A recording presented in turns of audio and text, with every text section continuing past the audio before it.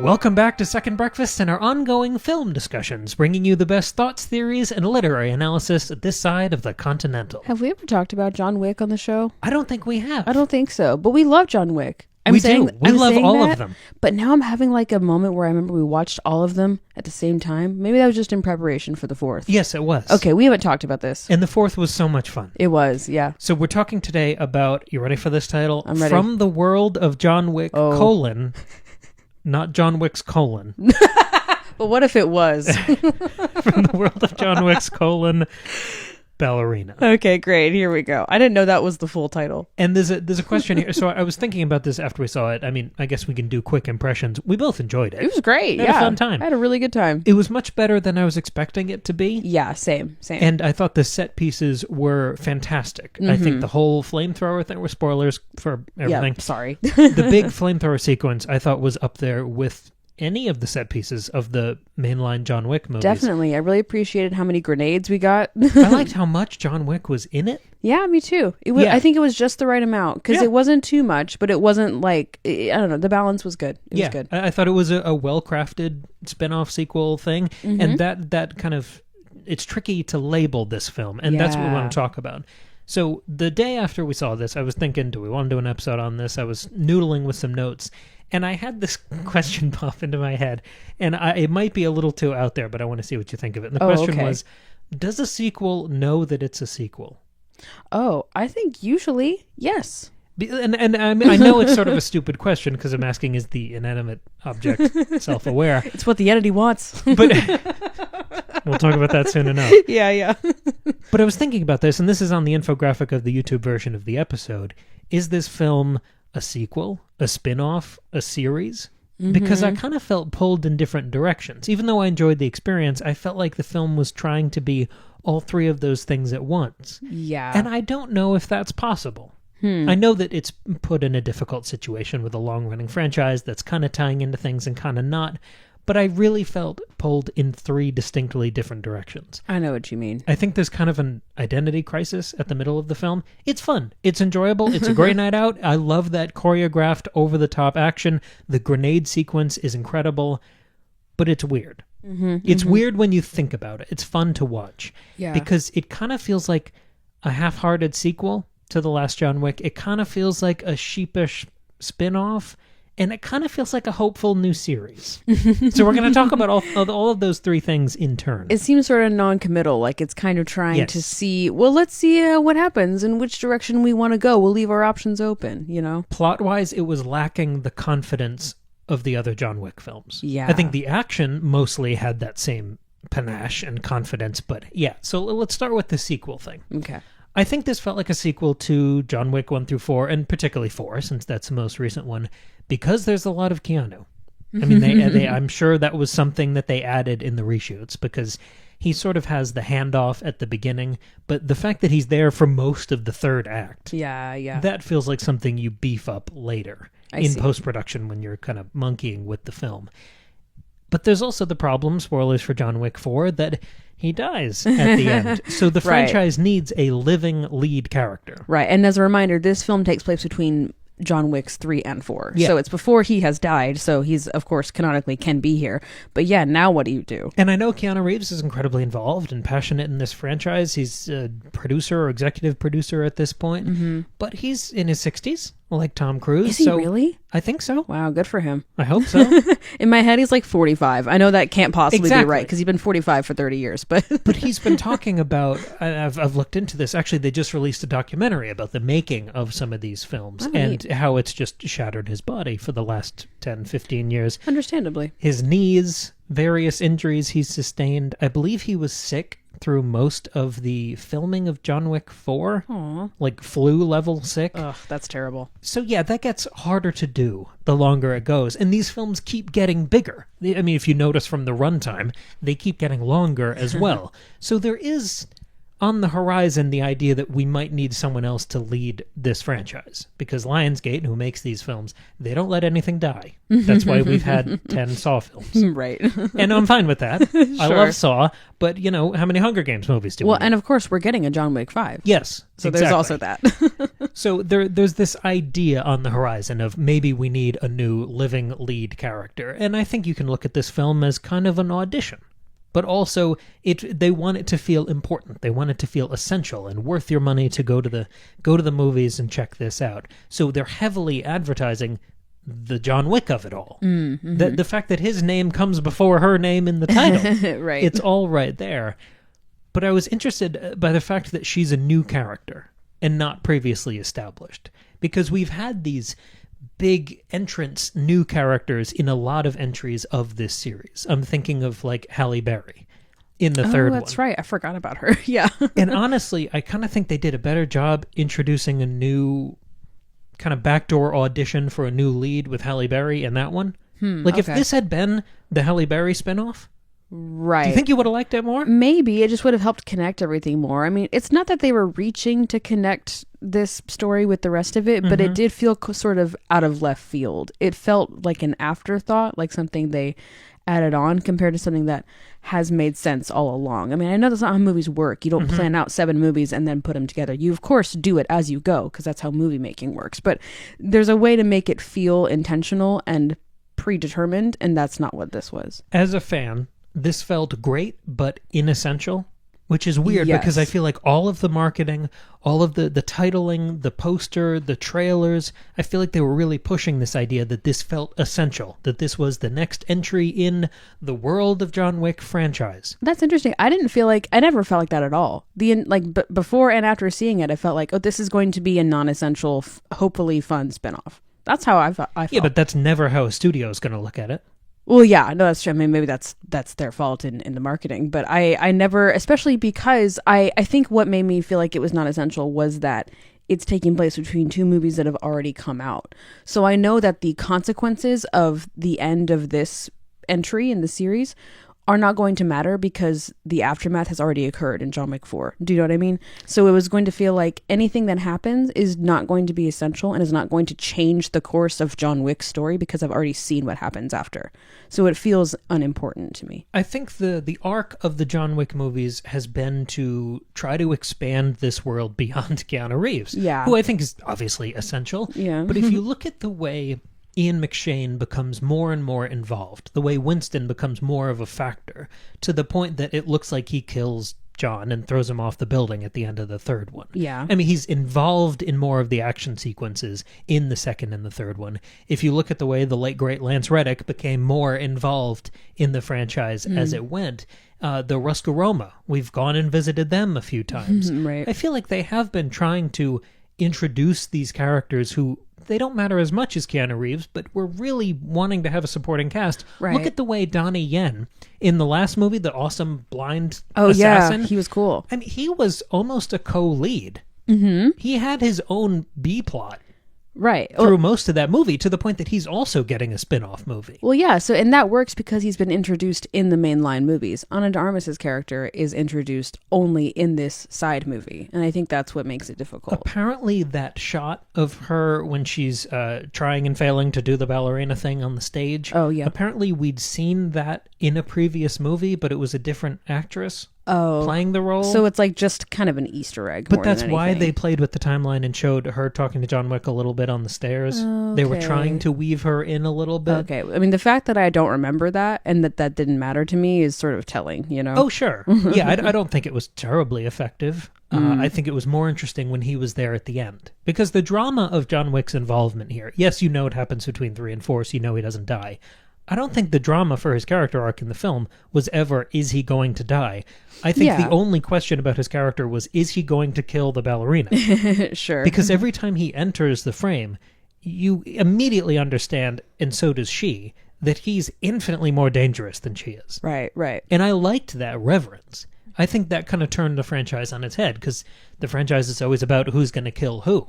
And I was, apart from the fact that I'd seen the 4th movie, there was never a moment where I thought she's going to kill John Wick. Well, right. And I think this is just the challenge of the movie, is that on its own, the movie I think is pretty great. I like it as an action movie. I like it as being in this John Wick style. I think Keanu Reeves works well in the movie. I think Ana de Armas is great in the movie. Like, I think it's fine on its own.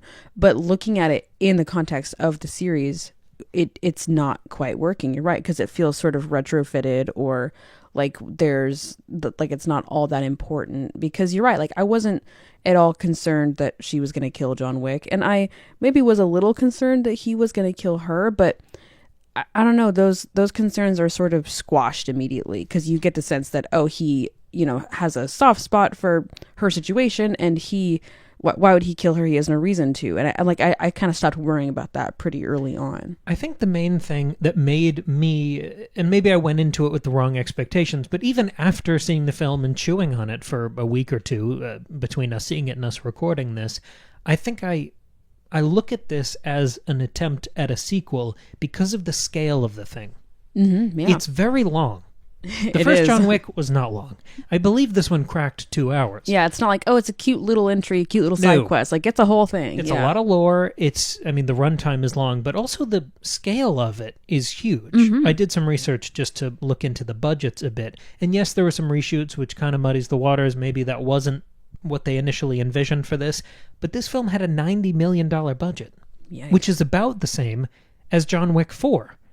Which Wow. was the most grand operatic, bombastic. I mean, that movie was wasn't it 2.5 hours? Yeah, it was a long 2:45 maybe. Yeah, it was really long, and it wasn't just the runtime. You're right; it was like these ginormous set pieces. The whole thing around the Champs Elysees, and all that, and like all the stuff in the stairs and the flamethrower thing, and it was crazy. So if you look at the first John Wick, which is close to 90 minutes, and for comparison, it cost $25 million. Wow. Versus this one that's longer and $90 million, Mm-hmm. then yeah, I think that very much feels like the next installment that has to keep pace with John Wick 4. Yeah. I really wish this had been, I think you could easily cut 45 minutes out of this movie. I think you're probably right. And it would have been leaner and meaner. And then I think it would have just been more like understood what it is, because Yeah. I don't mind a sort of like offshoot. What's the not side quest? What is it called?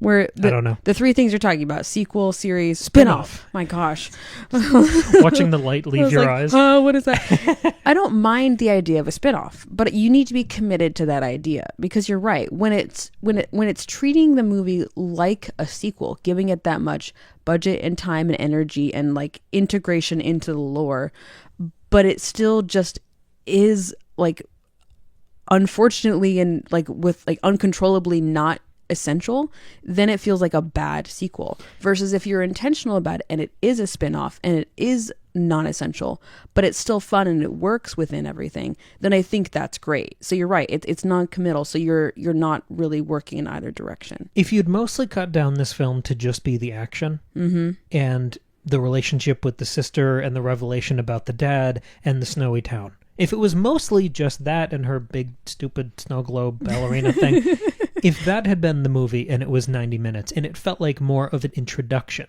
or an origin for the character, Yes. instead of rivaling the scale and scope and budget of John Wick 4, I think that would have felt better for me. And maybe this is a subliminal thing, and tell me if this is just me, but I think I'm bothered in the last 10 or 15 years by the presumption of a franchise. Right, like, we're starting our franchise now. Or even a cinematic universe. Remember Ugh. the 10 years where every film was, this is going to be the beginning of, and that doesn't happen at all. Yeah, right. I like the idea, we've been rewatching some of the earlier Marvel movies over on Patreon. We did all 4 Captain America movies. And when you watch that first Captain America, it feels like an audition. It feels like hey, do you like this? We believe in this character. Do you want us to play with him more? It doesn't feel like that bloated, over-budgeted, this is the first entry in the homework series that you're going to have to watch for, you know? Right, because the balance is all about, you have to make it so that it's open-ended enough and leaves you wanting enough, more that... Wanting more so much that you could add more, you could expand into a larger franchise, but it also has to stand on its own. The first Captain America could just exist as a single movie, and it's great just as that. It's got its own plot, its own arc that is basically wrapped up within the scope of the movie, but also has these tails and threads that can be chased further on and makes you want to and encourages you to engage with the character more. Of course, and then he's, he is cryo frozen, and so then of course you can wake him up and have him again later. But that dovetails right into the Avengers. Like, you don't need to do more solo movies. That could have been a one-off. Right.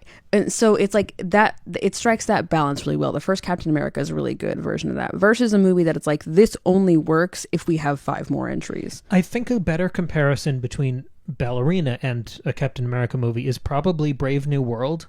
Yeah. Where the audience has a sense that maybe you're trying to replace their favorite character because this is a different person in the lead. Sure, yeah. And it's over budgeted. It had a ton of reshoots on the back end. And way too much going on. Way too much going on. And it didn't feel like that more humble audition of a side story and, hey, maybe we can do more of these. Mm-hmm. It felt more of like, strap in. Here's another one. I think that might be the better allegory, because I'm seeing a lot of people compare this to Furiosa online, and I don't like that comparison at all. That feels kind of just reductive and a little sexist. I don't really like that so much. I think Furiosa very much plays the first Captain America card, especially once you dovetail into, I mean, you see her at 3 different ages. Yes, right. To the point where she looks very much like Charlize Theron at the end of the movie, and we go right into Mad Max Fury Road. Yeah, it's perfect. That is a complete story. Yeah. I don't get the sense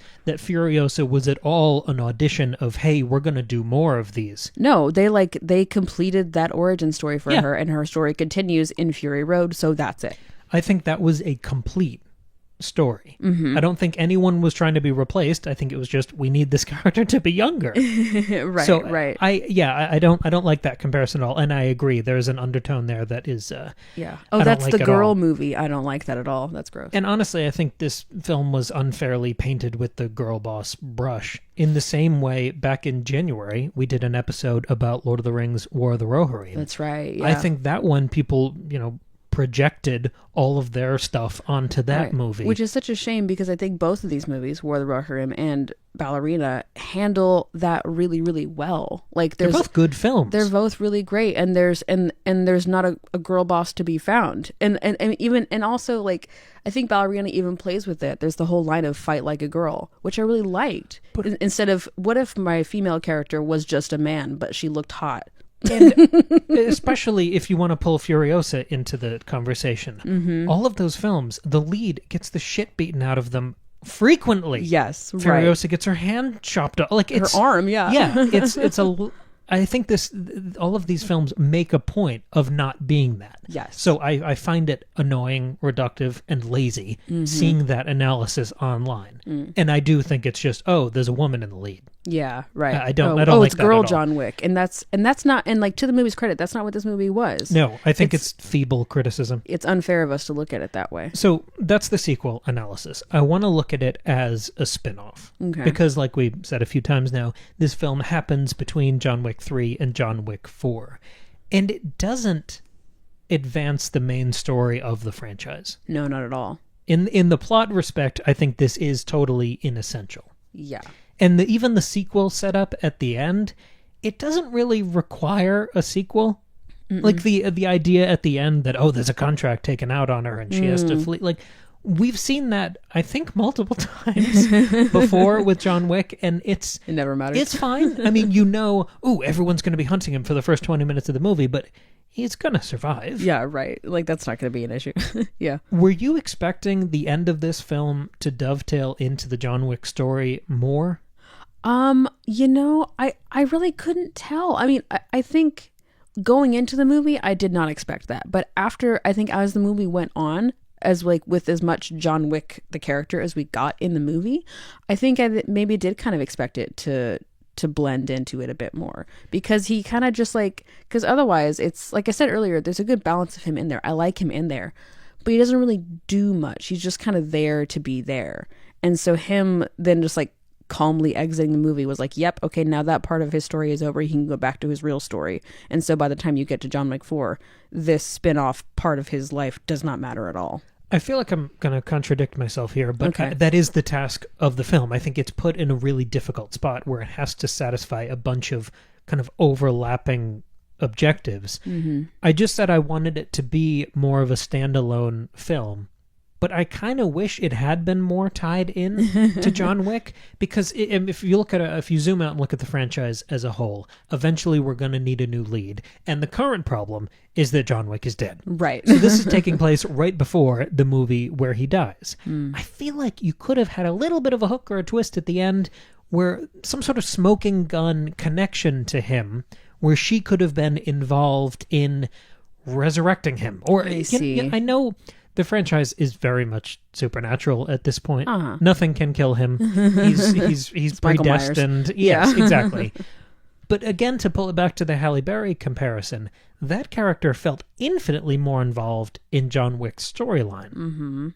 And if you're not going to make this movie the Halle Berry spinoff, I feel like we could have tied her in to John Wick more, where he comes in and saves her and lets her survive and take her revenge at the end of that movie. Sure.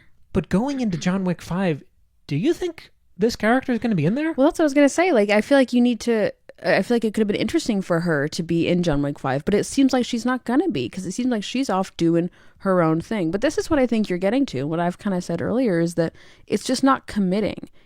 Are you going to like be a full sequel and like fully integrate and connect everything?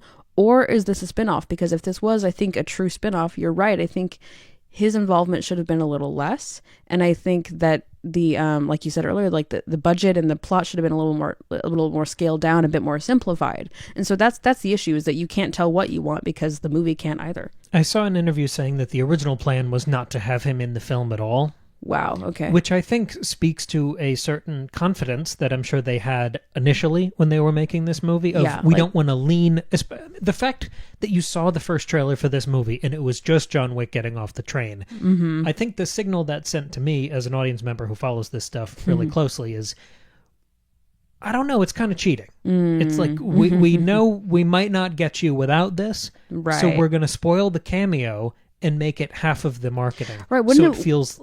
Maybe that's why I went in thinking it was going to feel like a sequel. Yeah, because wouldn't it have been fun if you're like, oh, this is a spinoff, Keanu's not in it, but then like you have a little cameo? That would have been really fun and like rewarding. But not if you advertise it. Well, exactly. That's what I'm saying, yeah. Better Call Saul. Every time they did an interview, they're like, no, we're not doing Walt and Jesse. Right. We don't need... I mean, they did it a little bit as like a victory lap. They did one small little cameo, yeah. But if they'd done that in the pilot... It would have been awful. It would have felt like cheating. Exactly. It would have felt like a just cheap kind of shortcut to audience investment. And you're right. It speaks to a lack of confidence from the filmmakers of this entry. Like if they had done that with Better Call Saul, then that tells me they're not confident in, Saul as a character, in like the strength of that story on its own. And that's what's happening here. It's a tough thing because intellectually I believe all this. But when I was I try not to watch trailers, but you hear and you have to look up. The second I saw him step off thing, I got way more excited for the movie. Sure. So emotionally, I get it. And it made me want to see it more. I get it. But from a story perspective, on principle, I still think it's kind of cheating. Well, right. And then, like you said, it set up your expectations sort of incorrectly. You thought it was going to be more of like this sequel. Or a buddy movie. I thought if you're advertising him in the spinoff, then he really should be relevant. Or you're just cheating.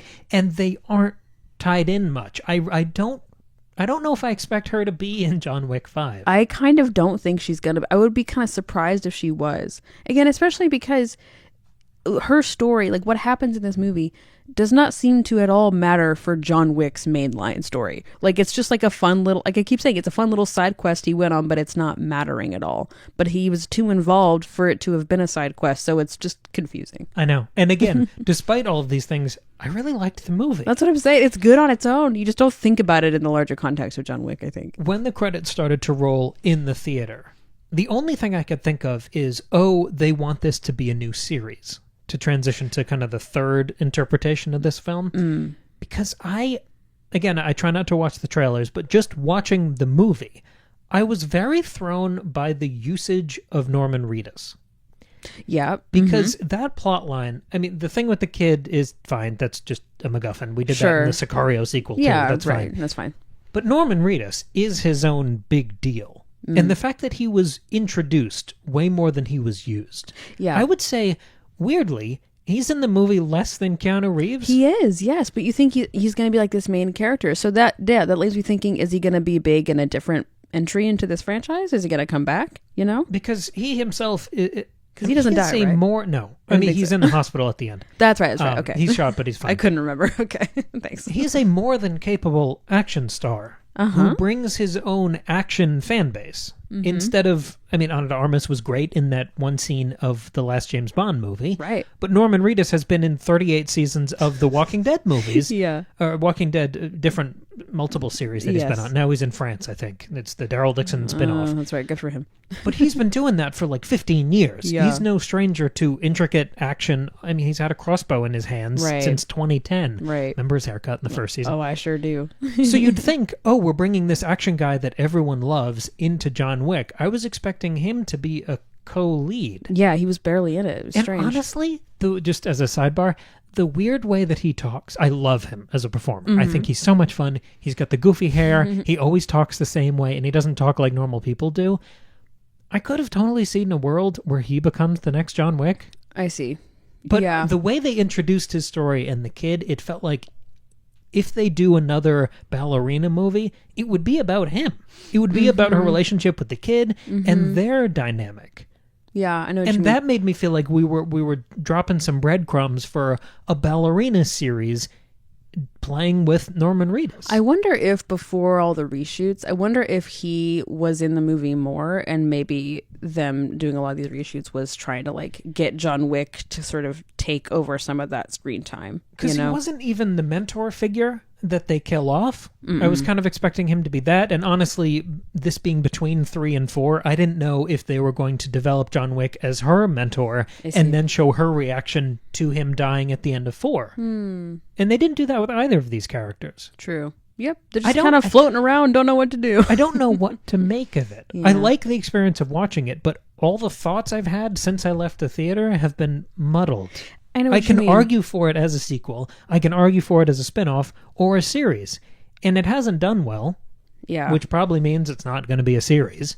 Yeah. And they're going to downplay it as... they're going to clarify that this was not ever meant to be a sequel because they don't want to tar the reputation of the mainline franchise. And so that tells me that Ana de Armas' character will very likely not be in John Wick 5. Yeah. You know? And then now this gets relegated to the other spin-off. If we're settling on spin-off here, then this is now sitting alongside the Continental show that they did. Oh, that's right. I forgot about that was like a weird rights thing. Okay. Where a different group of people had the rights to a TV adaptation. Anyway, that wasn't involved with the central creative team. Where is that show? Is it out? Exactly. It was on one of the lesser streaming platforms. Like Paramount or, what are they one called? of the ones Peepo and 2T. No one knows what they're called. It was on one of those. Yeah. Okay, cool. So I don't know. I think history will deem this a spin-off. But there's a way you could have made and presented this movie that would have enmeshed and embedded it into the franchise in a much more effective way. Yeah, I agree with you. Yeah, it was sort of a frustrating thing because, again, the movie itself was really fun and we really enjoyed seeing it. And if you like John Wick, you'll like this movie, I think. But yeah, it's frustrating when a movie doesn't really know what it wants to be, and it makes the thing as a whole kind of suffer for it. And it makes it hard to talk about, which is fun when you do a podcast like this. And you can just noodle for 30 minutes. But honestly, that's not the world we live in right now. No. It's quick hit social media takes. Was it good or was it bad? There was a very funny blunder around the time this was releasing where Lionsgate was saying, because they do early screenings for influencers and all those other dummies. Yeah. And they were saying... the second you get invited to an early screening, you're no longer going to... Oh, I'll change my tune in a second. Yeah, I don't have principles. But they were saying, if you have positive impressions, the social media embargo's here. But if you have anything else to say, maybe wait a week. Which is not good. That's not good. You can't say it like that. Again, there's no confidence in their movie. Yeah. Which is weird because when you watch the film, there's a ton of confidence in the way this film is made. The grenade sequence, the flamethrowers. A lot of this is fantastic filmmaking. Yes. So it's kind of tripping at the finish line, but I think the marketing and the presentation to the public is what sank this more than the film itself. Yeah, I know what you mean, which is such a real shame. And again, and like we were talking about this before we started recording, was like how important or not important marketing for a film can be. And it seems like a lot of that is sort of soured just people's interest in seeing the movie, because the movie itself, again, is quite good. And so it's disappointing that not many people really saw it or didn't deem it worthy seeing in the theater, and they're going to wait till streaming, that kind of thing. But if you haven't seen the film and you're now spoiled on various parts of it, sorry, watch it at home. No, because really do. If you've ever had a good time with this franchise, you will have a good time with this film. There is a shot where a car blows into frame. Yeah. And then goes all the way out and comes back. It's awesome. There are moments of John Wick 4 that are remixed here. I feel like that car scene that I'm referencing is kind of a remix of him falling down and running up the stairs multiple times. Yeah. And the flamethrower sequence feels like an incredible evolution of the flamey shotgun pellet overhead fight from John Wick 4. Yeah. This does feel like the next step in the franchise It does. on a technical level. Yes, absolutely. Story level, no, but technically and like cinematically, yes. Like if you look at we talk about horror a lot on this show, and that means we have to talk about sequels a lot because every slasher franchise, they make 50 of them. Yep. And the fun thing when you get to like 8 entries deep in a slasher is they have to get really creative. Right. How many ways can you kill a teenager with a machete? Eventually you're doing weird stuff. You're going to run out, yeah. They're doing weird stuff in this movie. Yes. She uses ice skates like nunchucks. Oh, it's so cool. She straps a knife to a gun, and it becomes a melee weapon and a throwable. And the kills are so much fun. Yeah, they're they are. smart. They're creative. You feel that engine running underneath the hood of this movie. It's a lot of fun. I just wish it had been presented differently. I agree. Yeah, it's a shame. But yeah, still a fun thing to talk about and think about. And also, like, I left that thinking, wow, I'm excited for John Wick 5. You know what I mean? So, I guess that's good. So, well, let us know what you thought of Ballerina. Leave your comments down below if you're on YouTube or Patreon. Did you know we have a Patreon? Our Patreon, as Cam sort of hinted at before, is available for you. It's $2 a month. For that low price, you can get 2 bonus episodes every single month. $2, second breakfast. There's me and Cam, 2 of us, 2 episodes. Anyway, you can get 2 episodes a month, but also, of course, access to the whole back catalog of bonus episodes. We talk about a lot of things over there, like the Captain America franchise, but we've also talked about Deadpool, Spider-Man, a lot of action, a lot of... we've done some superhero stuff lately. Yeah, we have, A lot of horror, a lot of comedy, a lot of books. It's all over. Speaking of horror, we're currently in the middle of Summerween. We put out 2 episodes a week, but the second episode of every week so far has been horror. We're doing First. Well, yeah, I just mean the other one. Oh, okay. Whatever. Anyway, we're doing horror all summer long because summer is terrible and autumn is the superior season, so we're talking about horror. So we've already covered... What have we covered already? We talked about...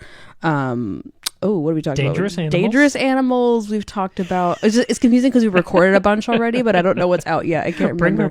Bring Her Back. Yeah, and... I don't remember right now. Some other things. Go check them out. The best plugs in the business. Cam's consulting the list right now because we truly can't remember. Maggie's vamping. We did 2 episodes on Hell House LLC, That's which is right. the best and scariest found footage and clown movie. It's kind of a double bill there. That's right, yeah. And we talked about 28 Days Later in advance of the new film 28 Years Later. That's right, yeah. I knew there was another. Okay, cool. Yeah. Also, this coming Sunday, we're doing an episode on our Patreon, the next episode in our breakfast buffet roundup series. We're talking about Final Destination, and that is 3 films. We're talking about the first one, the second one, love the second one, and the new film, Final Destination Bloodlines. Yeah, that was a really fun discussion. Cool. If you want to support the show in a different way, in a more fun way, you can check out Cam's latest book, Lemon Tarts in Space. Cam is an author and illustrator and voice actor and producer and extraordinaire. Lemon Tarts in Space is a light sci-fi dark comedy. If you're a fan of John Wick, you'll be a fan of Lemon Tarts. It's fun. Sure. It's bombastic. It's goofy. It's crazy. There's violent. Lots of fun stuff. You can check it out as a book or as a fully produced audio drama. It is essentially Ridley Scott's Alien meets Monty Python. It is a delightful ride. You can check it out via the link in the description of this episode. I make a lot of weird noises. He sure does. I do the shotgun noises with my mouth. It's pretty great. It's pretty cool. Is there a flamethrower in that book? Kind of. There's a shotgun that has there are certain pellets that are dipped in hot sauce. That's right. It's a habanero hellstorm. Of course. And so that produces a flamethrower-like effect when fired. Yes. It's perfect. Yeah. Cool. Well, thank you all so much for listening. Thank you for sharing your thoughts and comments. We've gotten some new subscribers over on YouTube lately. We've gotten some new patrons. So we're really happy to see our audience growing. We'll catch you guys here in a few days. Oh, I said that backwards. On Patreon on Sunday for the Final Destination episode. Yes. And otherwise, we'll catch you here in a few days after that for another brand new episode.